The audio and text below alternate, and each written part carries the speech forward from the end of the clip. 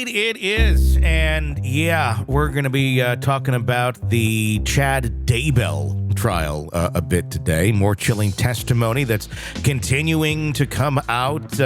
Jurors in the Chad Daybell trial presented with unsettling details and the evidence linking the disappearance of Tylee Ryan to the property of the accused. FBI Special Agent Steve Daniels, who supervises the evidence response team, provided a gripping account of the day.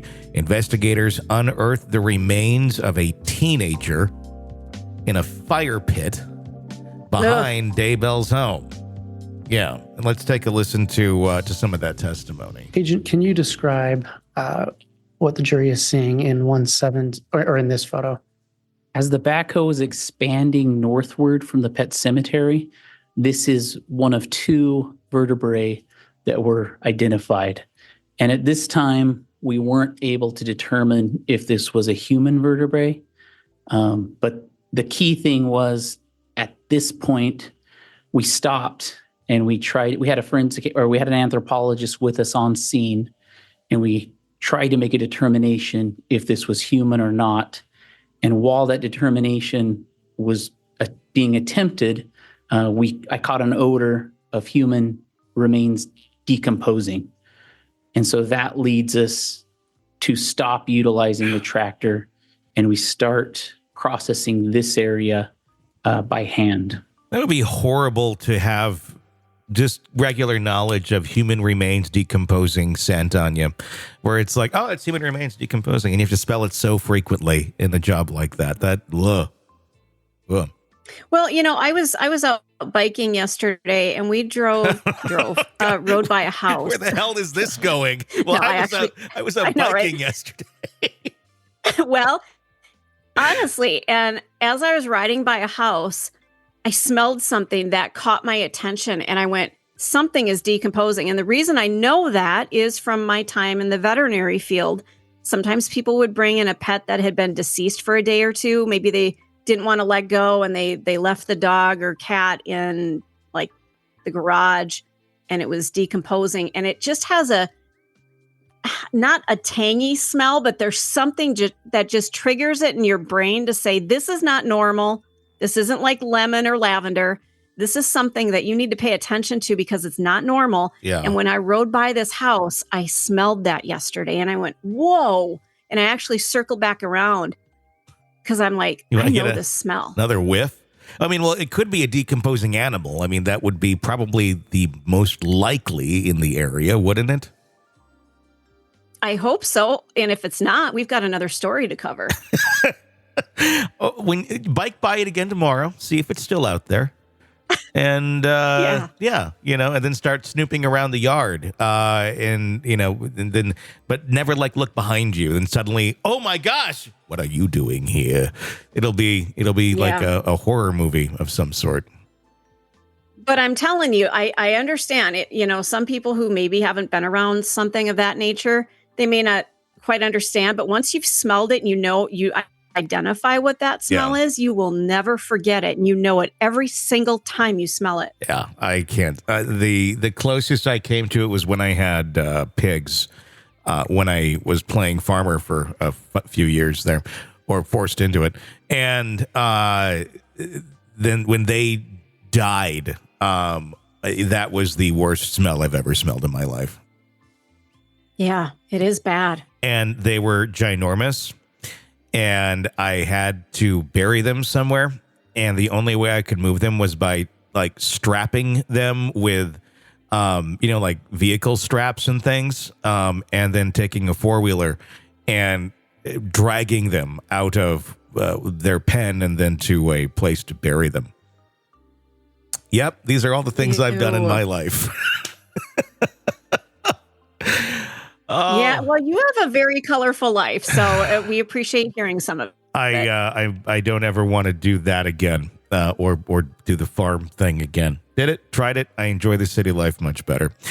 There's been more interesting pieces of the Chad Daybell trial you've probably heard about in the last week. Specifically, I want to talk about Judge Boyce, because he had to snap at John Pryor a few times, and John Pryor thus far has been like nails on a chalkboard to most people. How would you describe John Pryor to you? Like, what is he? Does he annoy you? Is he just pleasant and just sounds like kind of an old oof, or what? He sounds like somebody that you have to hang out with, but is so annoying, and you just like every time he talks, you just want to punch him. That's the feeling I get when I hear him. Yeah, I agree. It almost feels condescending. Yes, very like I know the answer to this, but I'm just going to ask it like I don't know, and I'm just going to keep doing this kind of. It's pandering. It's not appealing at all. It doesn't feel genuine. It just feels like an asshole that thinks they know everything. And they're going to just kind of do their thing without regard to reality, which, I mean, that's kind of what he has to do. He's representing Chad Daybell. But I mean, I don't know. I don't know how anyone could really do it. I don't know. Just his demeanor is what I don't like. And it's no fault of his own, other than it's how he carries himself. But I don't. Yeah. Doesn't he remind you back in school when you were put into a group and you had to do a group project, and there's always this one person that just drove you up a freaking wall, but you had to be part of the group, you had to do the project, you had to listen to what the ding dong said. But that's exactly who he is. You have to listen to him. But again, you want to punch him in the face every time. Yeah, he just doesn't come across. It's like he should have he should have had more training in how to deliver by this point in life. But anyway, here is Judge Boyce telling John Pryor to basically shut the F up. One of the reasons we showed you those photos we took was just to show you that it was fairly easy to walk to.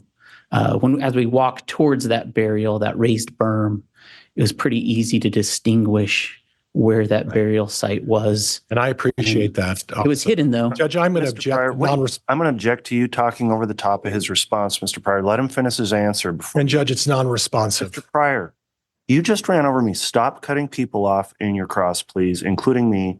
Let the witness finish, and we'll never get an accurate record if you keep doing that. So please do that. And Judge, my objection is non-responsive. I asked him about the electronic data. I didn't ask him about the rest of this colloquy.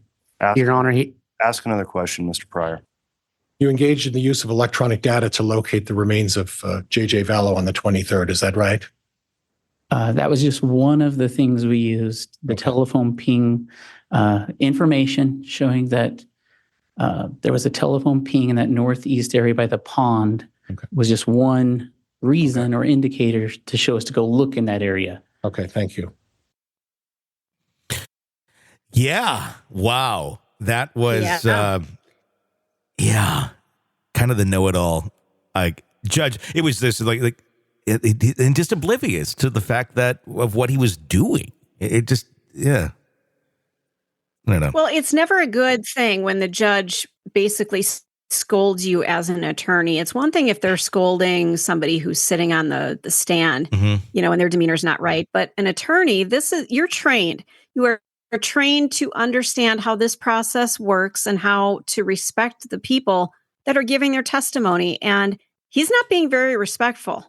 No, he knows better. He does. Yeah, it's just one more kind of ick factor on him. Just bad attorney. Just a really, Lori Vallow, we saw some new video this week as well that we had not seen in the past of an encounter with the police at her brother's home. This is just an interesting one to listen to if you've been following this case.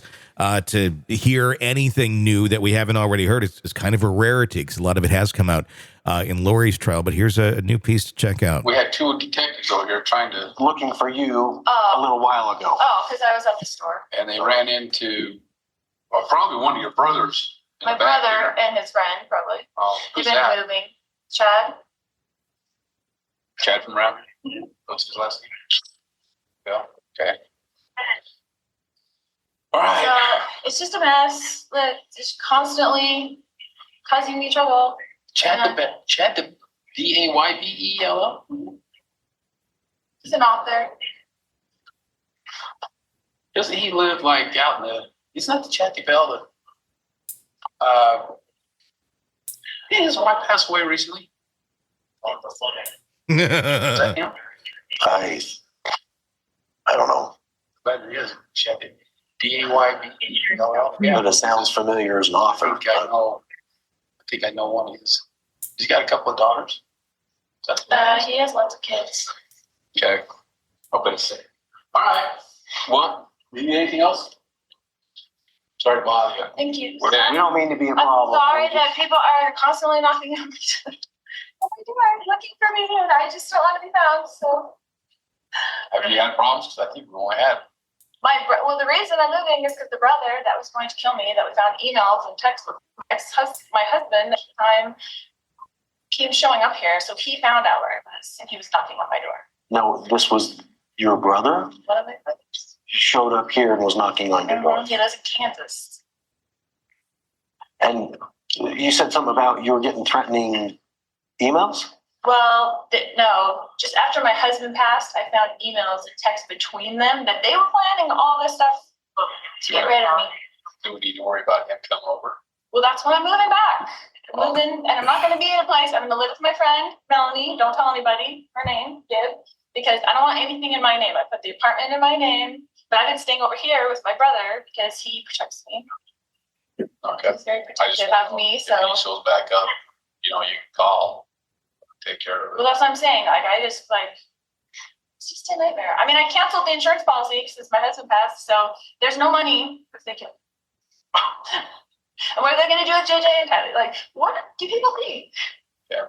So. Well, if you have a problem, shows back up, feel free to call us. We'll come and run them off or something. Okay? All right. Okay, get out of here. Say goodbye. Thank you. See ya.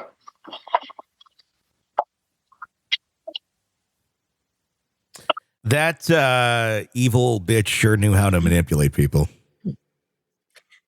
She sounded so convincing and so matter of fact, and yet she knew exactly what had happened. Well, and also playing damsel in distress as well to these two dolts that were like, oh, pretty lady, if you need anything, call the office. Here's my cell phone. Here's a beeper I had in 1989. I'll turn it back on for you just so, and my wife doesn't even know I have it. If anytime you want to just talk, chat, look at the stars at night, you give me a beep. You beep it, and then we'll show up maybe at the old Holiday Inn down on South 74th. Yeah.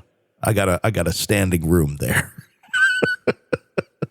God, what a debacle,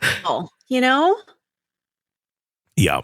It was a failure to confirm anything because the pretty lady sounded legit and nobody wanted to look into it.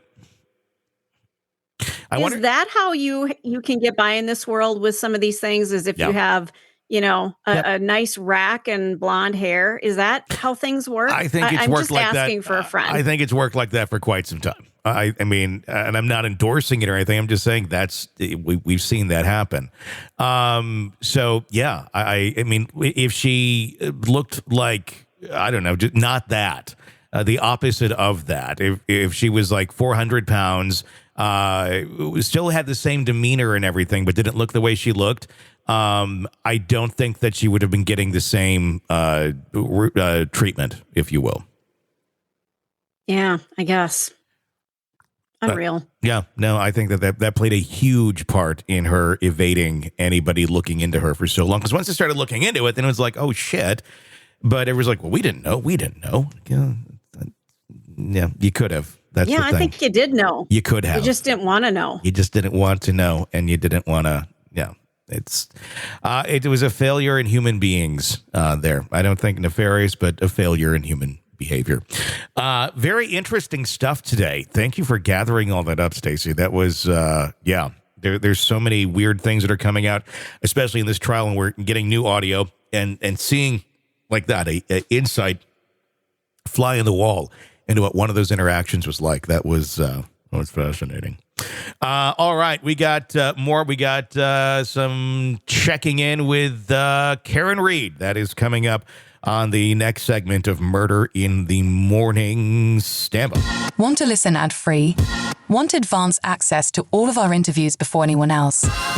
Become a True Crime Today Premium Plus subscriber on Apple Podcasts. You get every episode commercial-free. So you can binge on true crime until you can binge no more. Search True Crime Today Premium Plus on Apple Podcasts now, or go to our podcast page and sign up now. More of the Hidden Killers podcast next.